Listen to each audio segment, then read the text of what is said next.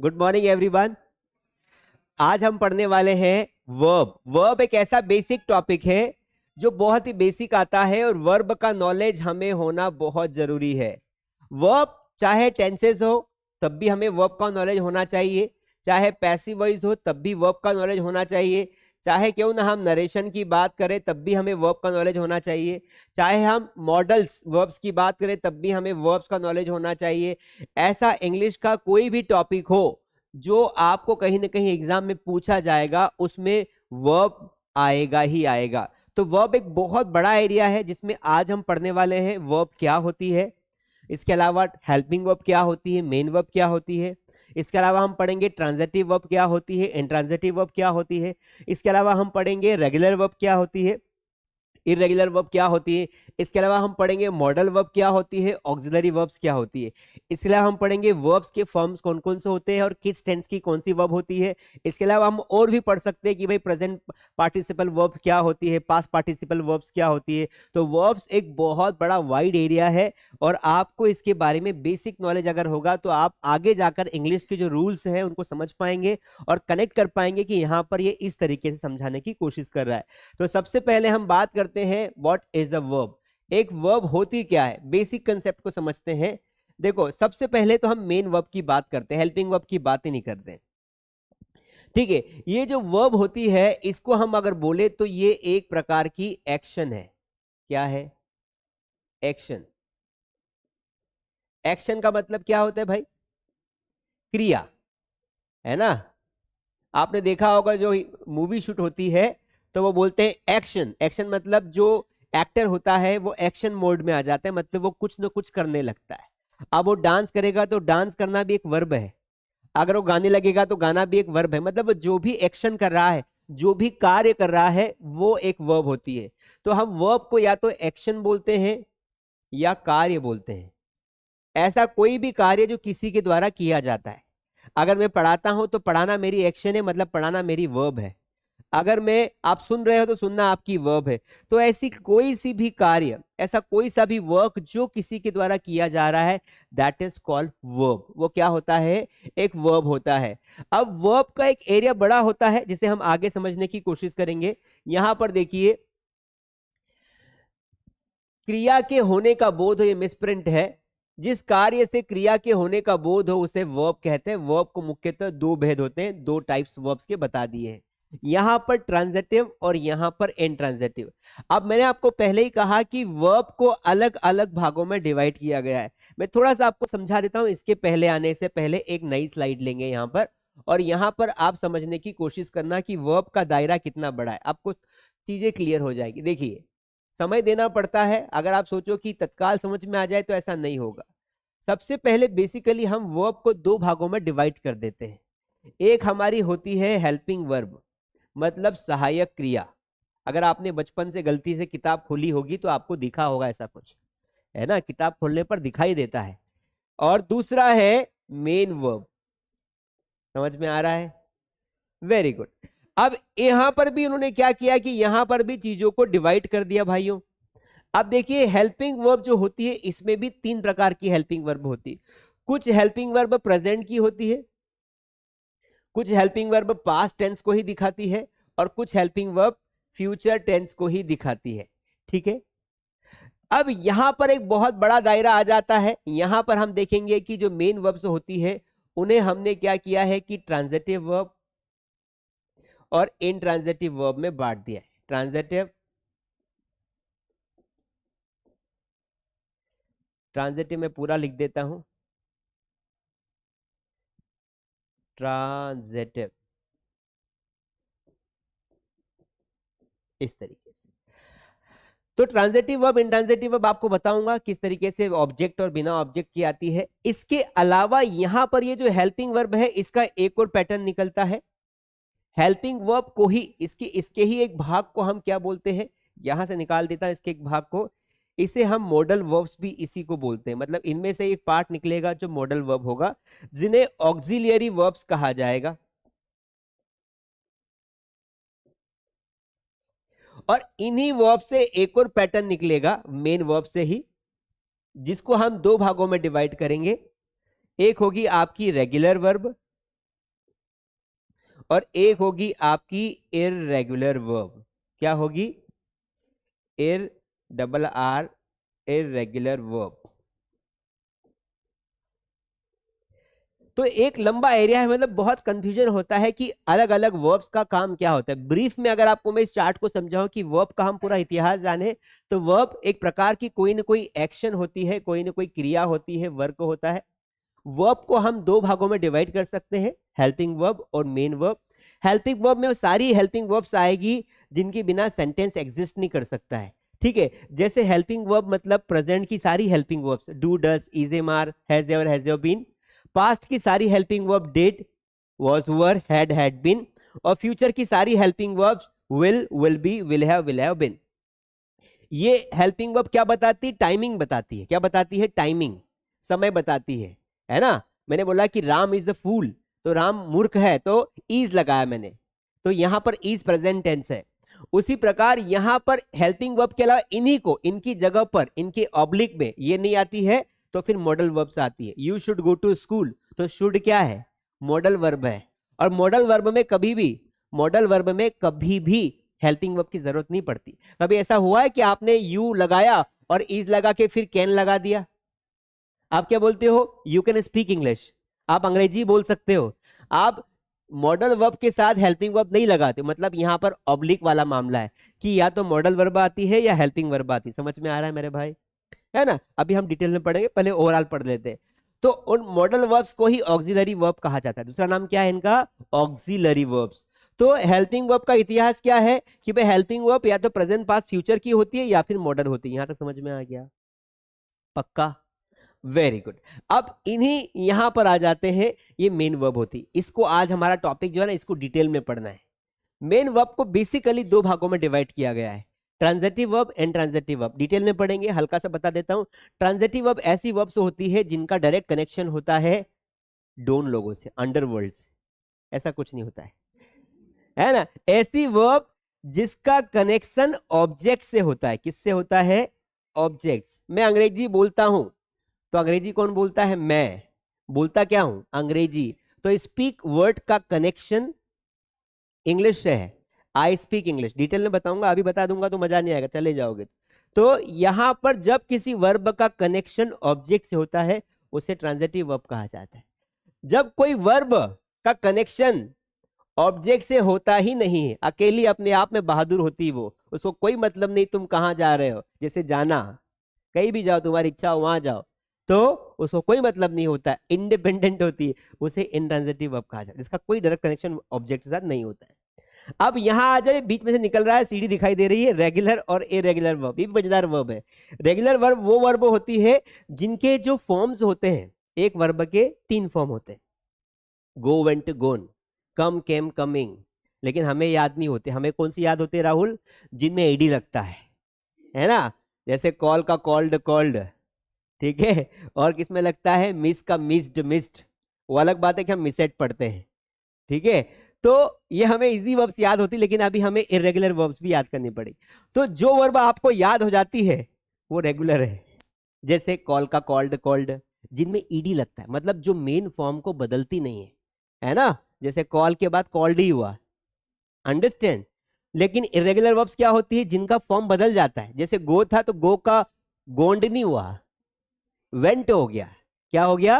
Went हो गया। और गॉन हो गया। जैसे कम है, कम भी एक रेगुलर वर्ब है, ये कम का कम्ड नहीं हुआ, क्या हो गया?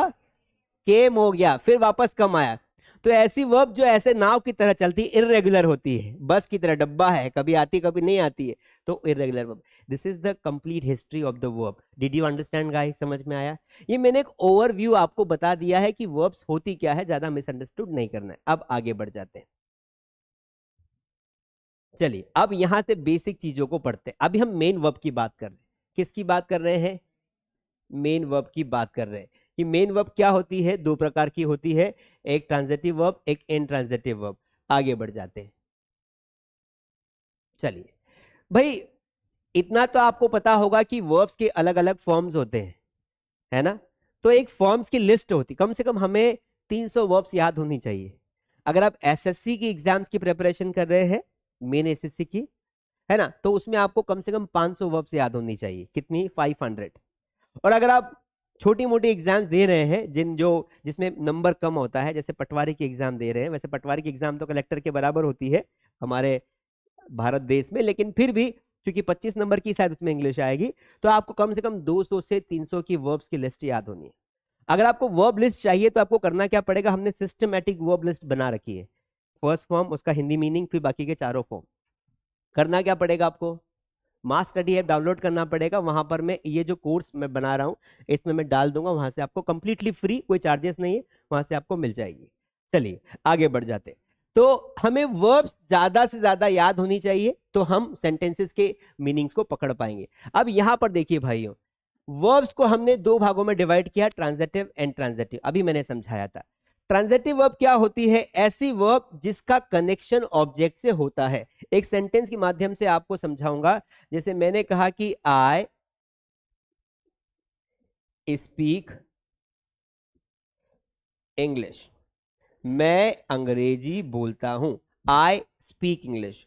तो यहां पर जो है ये स्पीक है, ये इंग्लिश के साथ कनेक्टेड है कि यस, हम जब इसका पैसिव वॉइस बनाएंगे तो हम ऐसा बोल सकते हैं कि इंग्लिश बोली जाती है। ऐसा पॉसिबल है, अरे ऐसा पॉसिबल है, इंग्लिश बोली जाती है, खाना खाया जाता है। तो आपने बोला कि शी ईट्स फूड, वह क्या करती है, वह खाना खाती है। तो ये ईट क्या है, ये एक ट्रांजिटिव वर्ब है। क्यों, क्योंकि इसका पैसिव वॉइस बनाया जा सकता है और एक डायरेक्ट कनेक्शन क्रिएट करती है फूड के साथ।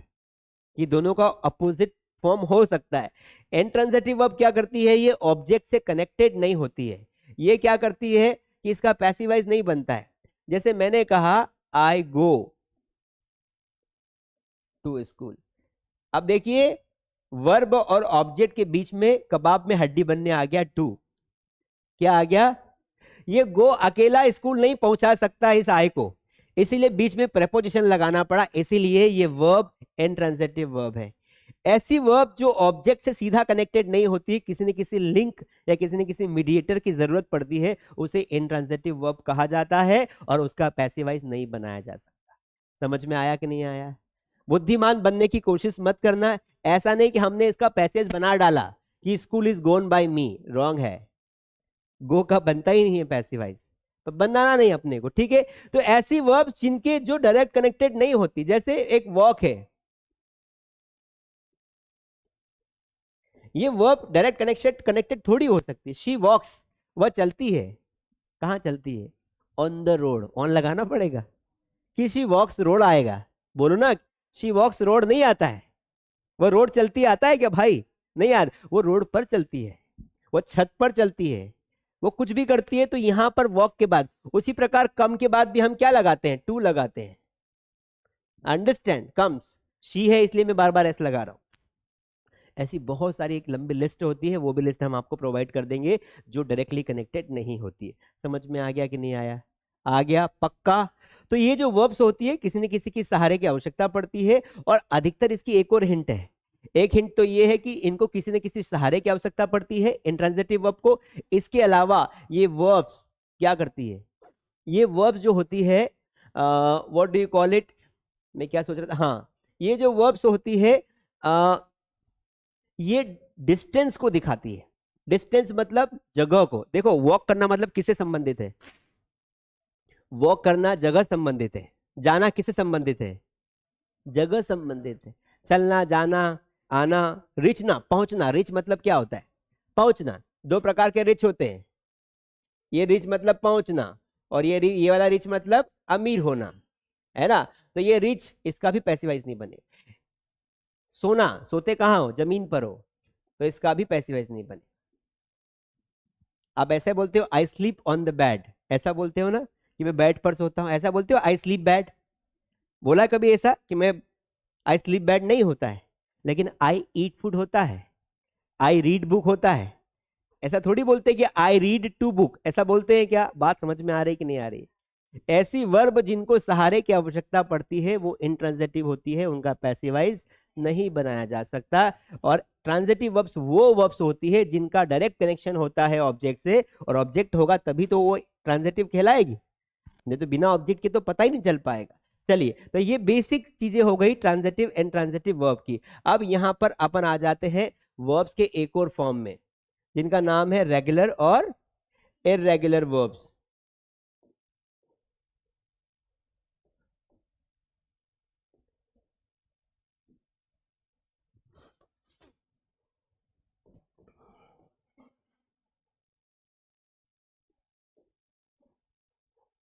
रेगुलर और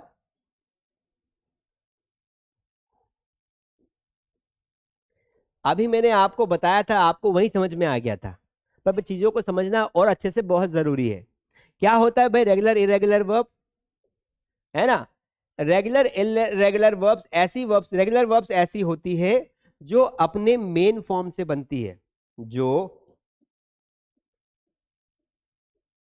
अपने मुख्य मेन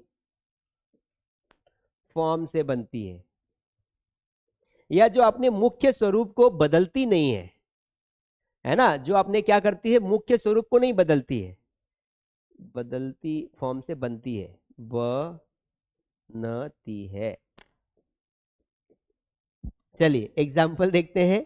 जैसे बताओ, आप भी कुछ बता दो, बोलो बोलो। जैसे सबसे अच्छी वर्ब क्या है, रीड।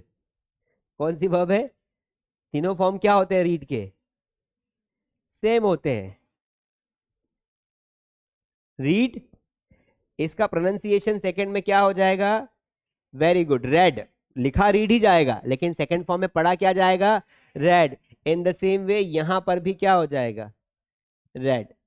तो रीड, रेड, रेड, ये एक कौन सी वर्ब है? रेगुलर, क्योंकि फॉर्म चेंज नहीं हुआ। उसी प्रकार हमने एक बहुत अच्छी वर्ब देखी थी, कॉल, है ना? तो इसका सेकंड फॉर्म में हम सिर्फ, ये मुख्य फॉर्म चेंज हुआ क्या? नहीं हुआ, हमने यहाँ पे सिर्फ ईडी लगा दिया। कॉल्ड, कॉल्ड, समझ में आ रहा है कि नहीं आ रहा है?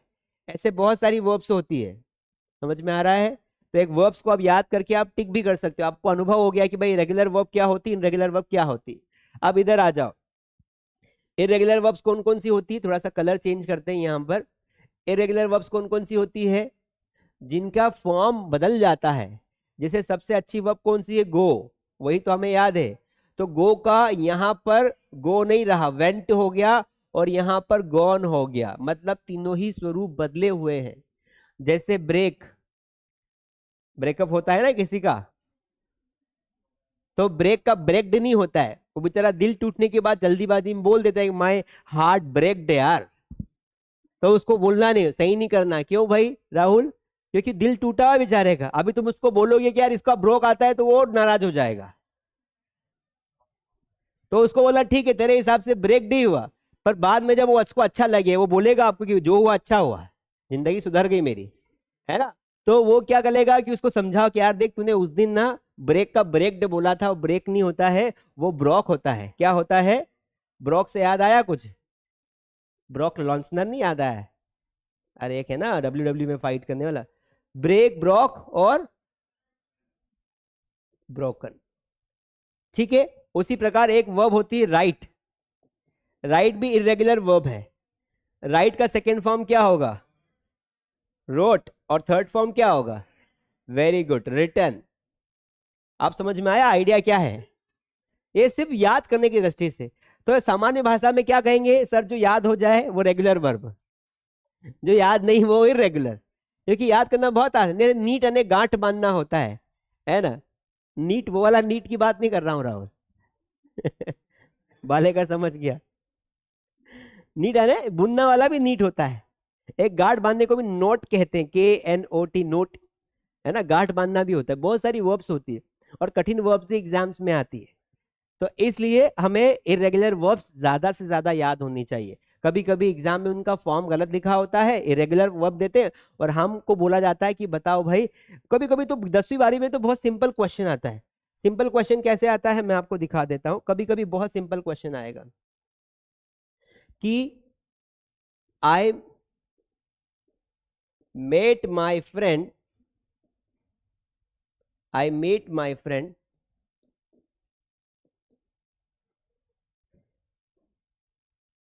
and he said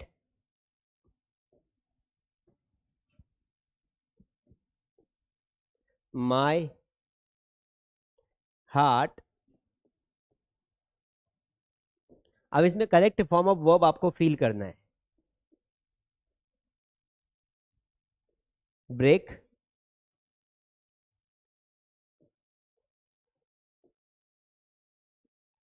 ब्रेकिंग,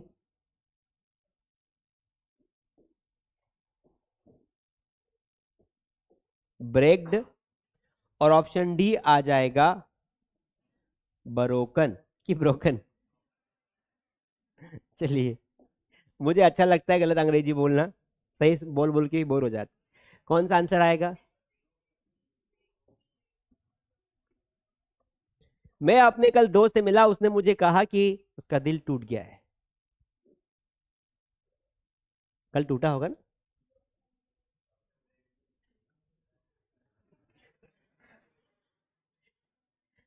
तो ब्रेक्ड हो गया। ये आएगा? नहीं, ये तो वर्ड ही नहीं, एग्जिस्ट ही नहीं करता है। आंसर क्या आएगा? कुछ लोगों का मन करा कि सर ब्रेकिंग भी तो हो सकता है, क्योंकि यहाँ पे इज लगा हुआ है, और जहां पर इजेमार होता है वहां पर वर्ब का एनजी फॉर्म आता है। लेकिन ध्यान रखना है, थर्ड फॉर्म भी आ सकता है। थर्ड फॉर्म कहीं भी आ सकता है। क्यों? क्योंकि अगर पैसिव फॉर्म में वाक्य बना है तो पैसिव है, इसमें हमेशा वर्ब की थर्ड फॉर्म इस्तेमाल होती है। Understand? So that is why my I met my friend, मैं अपने दोस्त से मिला, उसने मुझे कहा कि माई हार्ट इज ब्रोकन। तो ये आंसर नहीं होगा। ये ब्रेक क्यों नहीं आएगा? क्योंकि यहां पर इजे मार लगा है, तो ब्रेक आने का सवाल ही नहीं उठता है। या तो यहां पर इजे मार लगा है, तो अगर कंटिन्यूअस का सेंटेंस होगा तो वर्ब का फोर्थ फॉर्म आएगा, और अगर प्रेसिवाइज होगा तो वर्ब का थर्ड फॉर्म आएगा। क्योंकि माई हार्ट इज ब्रोकन होता है, माई हार्ट इज ब्रेकिंग तो वाक्य ही नहीं बनता है। मेरा दिल टूट रहा है, ऐसा होता है क्या? नहीं होता है। या तो दिल होता है या टूट जाता है, बीच की स्थिति में रहता ही नहीं है इंसान। तो that is why the correct answer is broken. समझ में आ गया? अब इसमें प्रोनाउंसिएशन वाली प्रॉब्लम भी कुछ स्टूडेंट्स को आती है, जैसे वो हार्ट को हर्ट पढ़ते हैं। क्या पढ़ लेते हैं? हर्ट। वो हर्ट नहीं होता है, हर्ट का मतलब होता है चोट पहुंचाना, ये वाला। बताओ, हर्ट रेगुलर वर्ब है कि इरेगुलर वर्ब है? बताओ बताओ। रेगुलर वर्ब है, वेरी गुड। क्योंकि हर्ट हर्ट हर्ट ही होता है। मेरी दो फेवरेट वर्ब्स है, cut cut cut, put put put. सबसे पहले बचपन में यही याद हुई। आसान है, रेगुलर वर्ब है, कोई फॉर्म चेंज नहीं करना है, कट ईडी भी नहीं लगाना है। मतलब कितना आराम दिया आपको, cut cut cut, put put put. चलिए आगे बढ़ जाते हैं। अब एक और टॉपिक आपको समझा देता हूं यहां पर, उसके बाद हम नया टॉपिक मॉडल से स्टार्ट करेंगे। देखिए दोस्तों, एक होती है हेल्पिंग वर्ब, एक होती है मेन वर्ब। ये वैसे आपको पता है, लेकिन फिर भी मैं आपको समझा देता हूं। देखो, हेल्पिंग वर्ब का वाक्य में काम क्या होता है? जब कोई हेल्पिंग वर्ब होगी तभी कोई वाक्य फाइनाइट वर्ब कहलाएगा, मतलब फाइनाइट कहलाएगा। किसी भी वाक्य को बनाने के लिए इन दोनों में से किसी एक का होना बहुत जरूरी होता है। जैसे यहां पर बात को समझने की कोशिश करना। यहां पर मैंने लिखा आई प्ले। क्या लिखा मैंने? तो यहां पर वाक्य सही है, क्यों? क्योंकि ये वाली वर्ब आ गई। समझ में आया? अगर मेन वर्ब नहीं आती है तो वाक्य में हेल्पिंग वर्ब का होना जरूरी है। आई एम बॉय, मैं एक लड़का हूं, तो भी ये भी वाक्य सही है, क्योंकि यहां पर कौन सी वर्ब आ गई? लेकिन हमें बुद्धिमान लोगों को इतना पता होना चाहिए कि ये मेन वर्ब है और ये हेल्पिंग वर्ब है। अब दोनों का अलग अलग काम होता है, उस काम को हम समझने की कोशिश करते हैं। दोनों का अलग अलग क्या काम होता है? कि देखो, ये जो हेल्पिंग वर्ब होती है, इसका नाम से पता चल रहा है सहायता करना। हेल्प मतलब क्या होता है? सहायता करना। क्या सहायता करती है? सहायता क्या करती है? ये सहायता करती है समय बताने में। क्या करती है? समय बताती है। जैसे कि मैंने यहां पर 3 वाक्य लिखे। मैंने यहां पे कहा, डॉली को जानते हो? डॉली इज, डॉक्टर है वो, है ना?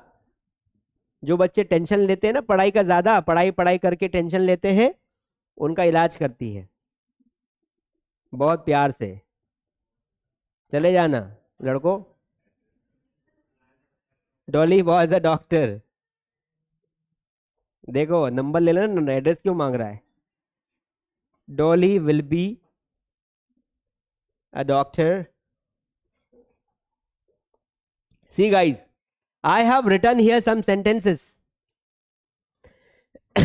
इन तीनों सेंटेंसेस में क्या डिफरेंस है, क्या अंतर समझ में आ रहा है आपको? आप बोल रहे हो कि सर ये प्रेजेंट का है ना, ये पास्ट का है और ये फ्यूचर का है, ये बोल रहे हो आप। आपने कैसे पहचाना? हेल्पिंग वर्ब के थ्रू, इज, वॉज और विल बी। समझ में आया? मतलब ये जो है सहायक क्रिया ये बता रही है, क्योंकि देखो तीनों में सब्जेक्ट सेम है, डोली डोली डोली, डॉक्टर डॉक्टर डॉक्टर। अंतर कहां आया? यहां पर। तो जब ये शब्द क्या कर रहे हैं, समय में बदलाव कर रहे हैं। इस लगाऊंगा तो आज की डेट में डॉक्टर है, वॉज लगाऊंगा तो पहले डॉक्टर थी, और विल भी लगाऊंगा तो फिर डॉक्टर वो बनेगी। तो अल्टीमेटली सहायक क्रिया क्या करती? Talks about timing. समझ में आ गया? तो मेरे दोस्तों इतना समझ में तो आएगा कि जहां पर वॉज वर लगा है वो पास्ट का वाक्य है, जहां पर हेड लगा है वो प्रेजेंट का वाक्य है। हाँ बोलो। वो पास्ट का है, जहां हेड लगा है वो पास्ट का है। मैं चेक कर रहा हूं कि तुम्हारे अंदर से वैलेंटाइंस डे का भूत उतरा कि नहीं उतरा, मेंटली यहां हो कि नहीं हो। देखो 4 हेल्पिंग वर्ब होती प्रेजेंट की, do, does, is, am, are, has have been, ये सब प्रेजेंट की है, इनका ऑक्यूपाइड है, कॉपीराइट है प्रेजेंट का। पास्ट की कौन कौन सी होती है? डिड, वॉज वर, हैड और हैड बीन। और फ्यूचर की कौन सी होती है? विल। विल में जितने भी आ गए, will be, will have been, ये इस तरीके से याद करते हैं। तो फटाफट समझ में आना चाहिए। तो जब कोई वाक्य बोला जाता है ना, जब ग्रामर का एरर आएगा एग्जाम में, तो आपको स्टार्टिंग देखना है कि सेंटेंस कौन सा है। जब कोई वाक्य बनता है तो उसका स्टार्टिंग से पकड़ लो कि बात भविष्य की हो रही है, पास्ट की हो रही है कि प्रेजेंट की हो रही है। भविष्य बोल दिया आगे में। मैं इसलिए ऐसा कहना चाह रहा हूं खुशबू मैम कि अगर कोई वाक्य की शुरुआत पास्ट सेंस से हुई, पास्ट से हुई, तो उसकी वर्ब भी किसके हिसाब से होगी? पास्ट के हिसाब से होगी। लेकिन एग्जाम वाला आपका माइंड टेस्ट करता है, वाक्य की शुरुआत करेगा पास्ट से और आगे जाके वर्ब का फॉर्म बदल देगा, प्रेजेंट की दे देगा और बोलेगा बताओ गलती कहां है। तो हमें ध्यान रखना है, बहुत बेसिक चीजें हैं, याद करने से कुछ भी नहीं है। चलिए मेन वर्ब क्या होती ये समझ लेते हैं। मेन वर्ब क्या होती भाइयों? मुख्य क्रिया जो ये बताए कि सब्जेक्ट क्या कर रहा है। सब्जेक्ट क्या कर रहा है ना? अब तुम सब क्या हो? सब्जेक्ट हो, मैं भी सब्जेक्ट हूं। अब मैं तो अपना काम अच्छे से कर रहा हूं, मेरा काम क्या? पढ़ाना, टीचिंग। तो टीचिंग एक मेन वर्ब है। लेकिन तुम्हारा काम क्या है? तुम कई सारे काम कर रहे हो, जैसे कोई टांग हिला रहा है, जैसे पेन को ऐसे ऐसे ऐसे कर रहे हो, ठीक है, ये भी एक क्रिया है, मुख्य क्रिया है ना, आपका मेन काम है, ध्यान थोड़ी लगता है यहाँ। आपने अपने कंसंट्रेशन को बांट रखा है। कोई बालों को खुजला रहा है ना, कोई जेब में हाथ रख के पता नहीं क्या क्या कर रहा है। तो कुछ ना कुछ क्रियाएं चल रही है। तो सारी जो क्रियाएं आप करते हो वो सभी मेन वर्ब में आती है। क्लास के दौरान जो आप करते हो, they all are main verbs. अब मेन वर्ब्स क्या होती है? जाना, खाना, पीना, लड़ना, झगड़ना, पढ़ना, सुनना, जिन शब्दों के लास्ट में अधिकतर ना आता है, अधिकतर, हमेशा नहीं, अधिकतर, वो मेन वर्ब्स होती हिंदी में, मुख्य क्रिया। अब मेन वर्ब को हमने कितने फॉर्मों में बांट दिया है? 3 फॉर्म में बांट दिया है। हमने अपने उपयोग की दृष्टि से मुख्य क्रियाओं को 3 भागों में बांट दिया है। कौन कौन सी मुख्य क्रियाएं होती है? जैसे एक हमने बताया था गो, दूसरी वेंट और तीसरी गॉन। अब जो चौथा और पांचवा फॉर्म होता है वो मन से बनाया जाता है। कैसे बनाया जाता है? मन से। तो एक नई स्लाइड लेंगे और यहां पर मुख्य क्रिया के फॉर्म्स को बनाना सीखेंगे। मेन वर्ब्स, इसको हमने, आपके दिमाग में आएगा सर इसके वो 2 फॉर्म भी तो होते हैं, ट्रांजिटिव एंड ट्रांजिटिव। अरे भाई सब होते हैं इसके, इसके वो 2 फॉर्म अलग होते हैं, transitive and transitive. Regular irregular अलग होते हैं। समझ में आया? जैसे हमने एक चीज पढ़ी थी, क्या पढ़ी थी? नाउन। तो नाउन के मुख्य प्रकार कितने हैं? 5। कौन कौन से? प्रॉपर, कॉमन, कलेक्टिव, एब्स्ट्रैक्ट और मटेरियल, ऐसे याद होने चाहिए। पर उसके 2 प्रकार और हैं, काउंटेबल 2 प्रकार, फिर 4 प्रकार, जेंडर अलग है। तो ऐसे अलग अलग पैटर्न में बटी हुई। उसी प्रकार मेन वर्ब के बहुत सारे अलग अलग फॉर्म है। तो यहां पर हमने 4 फॉर्म, 3 फॉर्म तो हमने मन से बनाए। जैसे हमने क्या किया कि एक वर्ब लिया टीच, ये वर्ब का फर्स्ट फॉर्म माना जाएगा। इसका सेकंड फॉर्म क्या होता है? Taught, second form. इसका थर्ड फॉर्म क्या होता है? टॉट। ये तीन जो फॉर्म होते हैं ये तो मित्रों मुख्य फॉर्म हो गए। इसको V1, V2, V3 जो भगवान ने हमें ऊपर से बना के दिए, ग्रामर वाले लोगों ने बना के दिए। लेकिन इसके बाद जो हम फॉर्म्स बनाते हैं वो हमने हमारी आवश्यकता अनुसार बना लिए। कैसे बना लिए? आवश्यकता अनुसार। जैसे फॉर एग्जांपल हमें वर्ब का आईएनजी फॉर्म लगता है प्रेजेंट कॉन्टिन्यूअस टेंस में, तो हमने क्या किया कि भाई ये जो मुख्य फॉर्म है इसको तो वैसे का वैसा रखा टीच को, और आईएनजी लगा दिया। क्या लगा दिया? आईएनजी। चूंकि ये कोई फॉर्म नहीं है, ये तो आवश्यकता अनुसार बनाया गया फॉर्म है, पर हमने आईएनजी लगाकर इसको नाम क्या दे दिया? वर्ब की फोर्थ फॉर्म। जबकि वर्ब कितनी होती है? सिर्फ 3 ही होती है। उसके बाद आप भले 50 तक बना दो ना आपकी आवश्यकता अनुसार। समझ में आ गया है? घर की रोटी कितनी है? 3 ही है। अब उस रोटी से तुम जो भी बनाना चाहो बना सकते हो, पर खाना तुम्हें ही पड़ेगी बासी। आगे बढ़ते हैं। चलिए, अब यहां पर पांचवा फॉर्म क्या होता है? टीच है। अब हमने देखा कि भाई जब प्रेजेंट इंडेफिनिट टेंस हम पढ़ते हैं तो जब सब्जेक्ट क्या होता है? सिंगुलर होता है।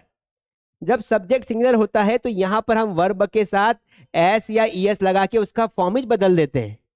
जैसे शी, अगर वो स्कूल जाती है तो यहां पर शी गो नहीं लिखते हैं, एक नया फॉर्म क्रिएट करते हैं, गोज। ईएस लगा के नया फॉर्म बना दिया। तो पांचवा जो फॉर्म बनता है वो एस या ईएस लगा के हमने बना दिया, तो टीच का हो जाएगा टीचेस। तो ये हमने वर्ब का फॉर्म बना दिया पांचवा, और इस तरीके से हमने 5 फॉर्म क्रिएट कर दिए। तो मेन मुख्य फॉर्म कितने होते हैं? 3 होते हैं। चौथा पांचवा याद करने की जरूरत नहीं है, लेकिन मेरे कुछ मित्र लोग हैं वो उसको भी रट्टा मारते हैं। छत पे चढ़ जाते हैं क्योंकि डॉक्टर डोली भी सामने रहती है, तो इधर से अपन किताब पढ़ रहे हैं, उधर से वो किताब पढ़ रही है। वो डॉक्टर बन जाती है और हम तैयारी कर रहे होते 10-20 साल तक। चलिए, तो इनको याद करने की जरूरत नहीं है। Don't need to mug up them, only ये 3 फॉर्म आप याद कर लीजिए। आगे बढ़ जाऊं? कोई क्वेश्चन तो नहीं है मैम? अभी नहीं है। चलिए मॉडल वर्ब्स पे आ जाते हैं। अब एक नया फॉर्म आ गया, मॉडल वर्ब्स। मॉडल वर्ब्स की आवश्यकता क्यों पड़ी? कुछ वाक्य ऐसे होते हैं जिनका टाइम से कोई मतलब ही नहीं होता है, टाइम से कोई लेना देना है ही नहीं। तो मैं स्कूल जाना चाहिए, ये न प्रेजेंट का वाक्य है, न पास्ट का है, न फ्यूचर का है। ये एक ऐसा वाक्य है जो आपको अपना कर्तव्य बता रहा है। तो मॉडल वर्ब्स वो वर्ब्स होती है जो हमारे ड्यूटीज को बताती है, रिक्वेस्ट के लिए इस्तेमाल की जाती है, हमारे राइट्स को बताती है, अधिकार हमारे बताती है, हमारी एबिलिटी बताती है। अलग अलग कामों के लिए मॉडल्स का इस्तेमाल किया जाता है ना। सामान्यतः जो मॉडल्स होते हैं वो 10 से 12 होते हैं। कितने होते हैं? 10 से 12। जैसे can, could, may, might, need, dare, must, ये शुड, ये सारे होते हैं। ऑट टू, यूज्ड टू, ये सारे मॉडल्स की कैटेगरी में आते हैं। तो अब हम पढ़ने वाले हैं मॉडल्स। अब देखिए यहां पर मॉडल्स को और किन किन नामों से जाना जाता है। तो मॉडल वर्ब्स, मॉडल या मॉडल ऑक्सिलियरी वर्ब्स का प्रयोग हेल्पिंग वर्ब की तरह किया जाता है। ये मुद्दे की बात है, इसको समझना। यहां उसने मुद्दे की बात बोली है। मुद्दे की बात क्या बोली है मैं समझाने की कोशिश करता हूं। देखिए उसने क्या बोला कि भाई हेल्पिंग वर्ब जो होती है ना, उसके ऑब्लिक में मॉडल वर्ब आती है, उसके साथ नहीं आती है। बात को समझना। या तो तू आएगा या फिर तू आएगा, दोनों साथ में नहीं आ सकते हैं। समझ में आ रहा है? जैसे आपने यहां पे लिखा आई एम ईटिंग, ये वाक्य करेक्ट है, पर मैं ऐसा नहीं बोल सकता कि आई एम कैन ईटिंग। ऐसा बोल सकता हूं क्या? मतलब ये गलती नहीं करना है कि दोनों को साथ में लिख दे, क्योंकि दोनों ही हेल्पिंग वर्ब है। या तो ये आ जाएगा, इसको हटा दो तो सही हो जाएगा, आई कैन ईट। इस तरीके से यहां बोल रहा है मैं खाना खा रहा हूं, यहां बोल रहा है मैं खाना खा सकता हूं, आई कैन ईट। अंडरस्टैंड?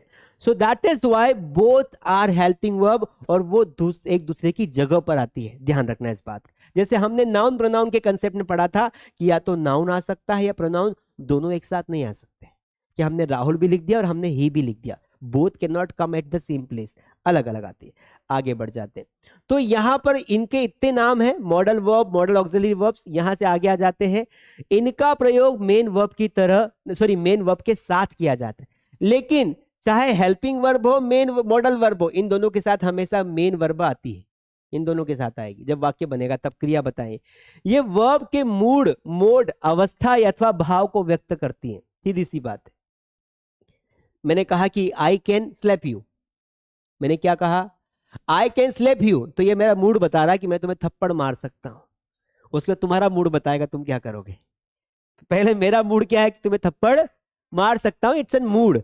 तो इसके बहुत सारे चीजें होती है, अलग अलग मॉडल की अलग अलग इस्तेमाल होता है। शुड का इस्तेमाल हम किस लिए करते हैं, एडवाइस देने के लिए, ड्यूटी बताने के लिए। कैन का इस्तेमाल किस लिए करते हैं, एबिलिटी बताने के लिए, है ना, इनफॉर्मल रिक्वेस्ट के लिए करते हैं। मे का इस्तेमाल पॉसिबिलिटी बताने के लिए करते हैं। कुड का इस्तेमाल पास्ट की हैबिट बताने के लिए करते हैं। बहुत सारे मॉडल्स है, नियम है, यहां आगे पढ़ लेते हैं। कुछ नियम है जो आपको समझ में आना चाहिए। मॉडल वर्ब्स का सब्जेक्ट, नंबर और पर्सन पर कोई प्रभाव नहीं पड़ता। बहुत ही अच्छी बात बोली इन्होंने भाई साहब। हमारे पास पहले पता है बहुत टेंशन था, अगर हमने यहां पर एम लगाया तो भाई साहब वर्ब की फोर्थ फॉर्म ही लगानी पड़ेगी। आई एम गोइंग ही होता है, आई एम गो नहीं होता है। समझ पा रहे हो बात को? कौन सा सही है यहां पर बताओ जरा, आई एम गो सही है कि आई एम गोइंग सही है? बताओ कौन सा सही है?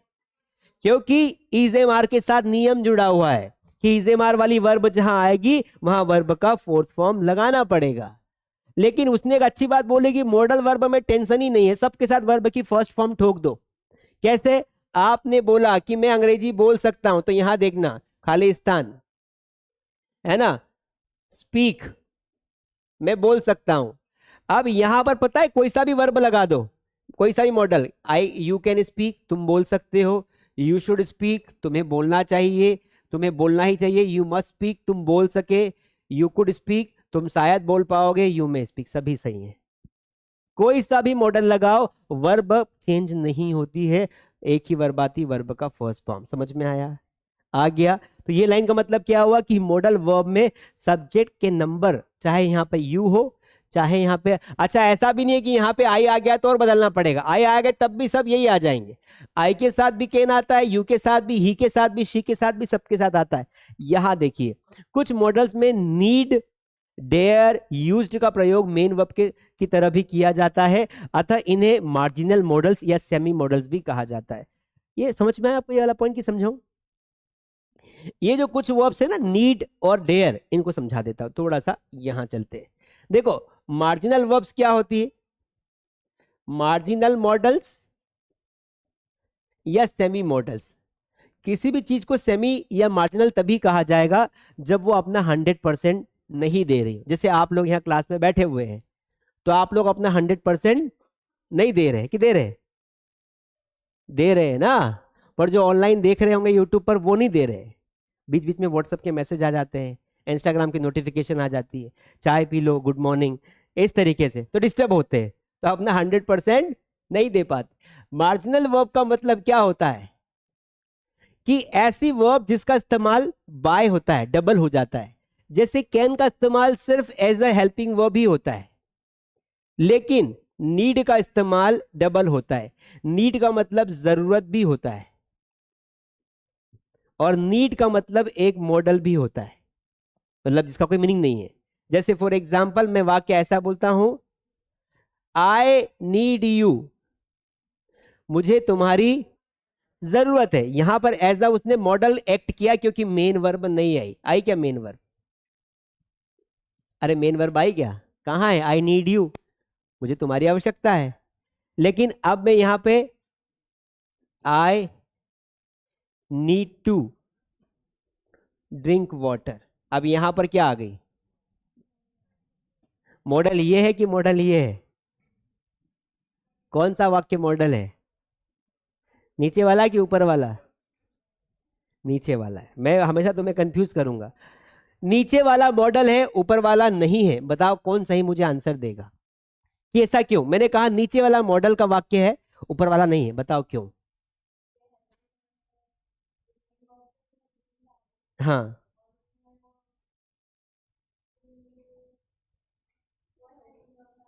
Exactly exactly. और कोई? आपने 99% आंसर बता दिया, बस थोड़ा समझाने में चूक गई आप। बोल दो ना जरा। बता देता हूं, टाइम कम है। किसी भी मॉडल वाले वाक्य को बनाने के लिए हमें मुख्य क्रिया चाहिए ही चाहिए।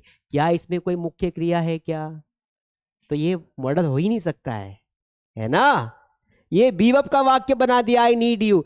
यहां पर ये हमारी मॉडल वर्ब मानी जाएगी और ये हमारी मेन वर्ब मानी जाएगी, तभी जाके जो है काम बनेगा। तो उसी प्रकार जो डेयर होता है, डेयर का मतलब साहस होता है, जो अपने आप में एक बीवर्ब का काम करेगा। हाउ डे यू, तुम्हारी इतनी कैसे हिम्मत हुई, है ना। और आई डेयर टू ड्रीम, मैंने सपना देखने की ताकत देखी, मैंने सपना देखने की जिद की, मैंने सपना देखने की हिम्मत दिखाई। तो इस तरीके से कभी कभी डबल स्टैंडर्ड वर्ब्स भी होते हैं। चलिए आगे बढ़ जाते हैं। तो ये मैंने आपको एक बेसिक चीजें बताई है, यहां से हमारे मॉडल्स स्टार्ट होते हैं। हम मॉडल्स शुरू से पढ़ेंगे, क्योंकि अभी मैं एक दो मॉडल पढ़ाऊंगा तो आपको मजा नहीं आएगा। अभी मैंने आपको लगभग वर्ब्स के सारे चीजें बता दी है। अब एक लास्ट पॉइंट आपको बता रहा हूं, सब्जेक्ट वर्ब अग्रीमेंट, एक बेसिक कंसेप्ट है जो मैं आपको समझा देता हूं। देखिए, नाम सुना है सब्जेक्ट वर्ब अग्रीमेंट का? Very good. क्या होता है सब्जेक्ट वर्ब अग्रीमेंट? नाम तो तुमने शाहरुख खान का भी सुना होगा, फिर भी उसकी मूवी को बाइकआउट कर दी। वक्त वक्त की बात है। चलिए, तो सब्जेक्ट वर्ब अग्रीमेंट क्या होता है? अग्रीमेंट्स का समझ में आता है? कॉन्ट्रैक्ट, समझौता कर लेते हैं, है ना, कि हमको तुमसे प्यार है तो सुबह गुड मॉर्निंग का मैसेज करना पड़ेगा, नहीं तो ब्रेकअप। अग्रीमेंट हो गया। लोग इसी बात पे झगड़ा करते हैं कुछ लोग, कि तुमने कल मुझे गुड मॉर्निंग का मैसेज क्यों नहीं किया, दिन भर उसे मूड ऑफ है, दिमाग खराब है। कितनी सी बात है, गुड मॉर्निंग का मैसेज नहीं किया, झगड़ा। ये कौन सी बात हुई भाई, है? तो उसी प्रकार आप अगर अग्रीमेंट में हैं तो आपको प्यार नहीं है ठीक है, टाइम पास चल रहा है। अग्रीमेंट का मतलब होता है नियमों के हिसाब से चलना। जब कोई सब्जेक्ट और कोई वर्ब दोनों एक दूसरे के ऊपर डिपेंड रहते हैं और अपने हिसाब से चलते हैं। जैसे अगर सब्जेक्ट प्लुरल होगा तो वर्ब भी प्लुरल होगी। बात को समझना, सब्जेक्ट अगर क्या होगा, प्लूरल होगा, तो वर्ब भी क्या होगी, प्लूरल होगी। सर ये कैसे आप बता रहे, समझ में नहीं आ रहा है कुछ? देखो ध्यान से सुनो। जैसे मैंने कहा कि यहां पर लिखा है दे, तो ये सब्जेक्ट क्या है, प्लूरल है, तो जो वर्ब होगी वो भी प्लूरल वाले फॉर्म में आएगी, दे गो। समझ में आया? दे गो, दे गोज नहीं होता है, दे क्या होता है, दे गो, ये वर्ब प्लूरल है। लेकिन अगर सब्जेक्ट सिंगुलर होगा तो वर्ब भी क्या होगी, सिंगुलर होगी। कैसे, मैं आपको समझा देता हूं, बिल्कुल समझो। ऐसे कि अगर मैंने यहां पे शी लिखा तो यहां पे क्या मैं गो लिख सकता हूं, यहां पे क्या लिखूंगा, मैं गोज लिखूंगा। समझ में आ रहा है? तो यही बातें बेसिक बेसिक हमें ध्यान रखनी पड़ती है कि आई वी दे यू ये प्लुरल सब्जेक्ट होते हैं प्रेजेंट में, तो उनके हिसाब से मेन वर्ब आती है। जब कोई सब्जेक्ट यहां पर ही शी इट आ जाता है प्रेजेंट इंडेफिनिट में, तो उनके हिसाब से वर्ब का फॉर्म बदल जाता है, जिससे हमें ध्यान रखना पड़ता है कि इन दोनों का अग्रीमेंट हो रखा है। इन दोनों का अग्रीमेंट हर जगह नहीं होता है, सिर्फ कहां कहां होता है, प्रेजेंट इंडेफिनिट टेंस में ही होता है। जब प्रेजेंट कॉन्टिन्यूअस लग जाता है तो आई के साथ भी गोइंग आता है और शी के साथ भी गोइंग आता है। बात समझ रहे हो? टेंसेस तो पढ़े होंगे ना, ऐसे किताब खोलोगे तो दिखते हैं टेंसेस, उनको पढ़ना पड़ता है। तो उसमें हम देखते हैं कि प्रेजेंट इंडेफिनिट टेंस में हम वर्ब का फर्स्ट फॉर्म इस्तेमाल करते हैं, प्रेजेंट कॉन्टिन्यूअस में वर्ब का फोर्थ फॉर्म इस्तेमाल करते हैं। समझ में आ रहा है? तो वर्ब के हिसाब से, सब्जेक्ट के हिसाब से वर्ब का आना, सही हो जाना, वो कहलाता है सब्जेक्ट अग्रीमेंट। अब यहां पर एक और बात हमें ध्यान रखनी है सब्जेक्ट वर्ब अग्रीमेंट में, कि हमें हेल्पिंग वर्ब और सब्जेक्ट का कॉम्बिनेशन भी ध्यान रखना होता है। मतलब हमें क्या करना है कि सब्जेक्ट के हिसाब से हेल्पिंग वर्ब को रखना पड़ता है। ठीक है, जैसे यहां पर सब्जेक्ट आया ही, तो यहां पर इज ही आ सकता है। अगर हमने ही के साथ आर लगा दिया तो ये क्या होगा, गलत होगा। बहुत बेसिक चीजें मेरे भाई, बहुत बेसिक चीजें, कुछ भी नहीं है। हम ही आर नहीं बोल सकते हैं, हम क्या बोल सकते हैं, ही इज ही होगा। उसी प्रकार कोई सा भी हो, ही हैज ही होगा, ही हैव नहीं हो सकता है, इस जन्म में तो नहीं हो सकता है ना। इस जन्म में हो सकता है क्या, नहीं हो सकता है। ये क्या होगा, अरे ही हैव होता ही नहीं है ना, ही हैज होता है, उसके पास घड़ी है तो ही हैज वॉच होगा, ही हैव वॉच नहीं हो सकता। अब पूरा सब्जेक्ट वर्ब अग्रीमेंट हम अगर दिखाएं ना कि देखो क्या होता है, हेल्पिंग वर्ब के हिसाब से मेन वर्ब आती है, तो इसको समझते हैं। जैसा सब्जेक्ट है उसके हिसाब से हेल्पिंग वर्ब सिलेक्ट करो, उसके हिसाब से मेन वर्ब सिलेक्ट करो। जैसे मैंने कहा कि मैं जा रहा हूं, गाना सुना, मैं जा रहा हूं दूर, मुझे आवाज दोगी क्या, इतना भी नहीं पता है यार। मतलब हमारे स्टूडेंट्स ना बहुत पढ़ाकू हैं, उनको धोखा सॉन्ग भी नहीं पता है। धोखा सॉन्ग है, तेरा नाम धोखा रख दूं। चलिए फुर्सत में बात करें आगे। जैसा सब्जेक्ट वैसी हेल्पिंग वर्ब और वैसी मेन वर्ब। एक लड़का मुझे मिला, मुझे बोलता है सर आई एम गो, सही है क्या? गलत है, क्योंकि भाई साहब ने सब्जेक्ट के हिसाब से वर्ब का अग्रीमेंट तो किया मनोज भाई, हेल्पिंग वर्ब का अग्रीमेंट तो सही है, आई के साथ एम ही आता है, लेकिन मेन वर्ब का अग्रीमेंट सही नहीं है। ब्रोक, दिल तोड़ दिया, ब्रेक्ड कर दिया। क्या कर दिया?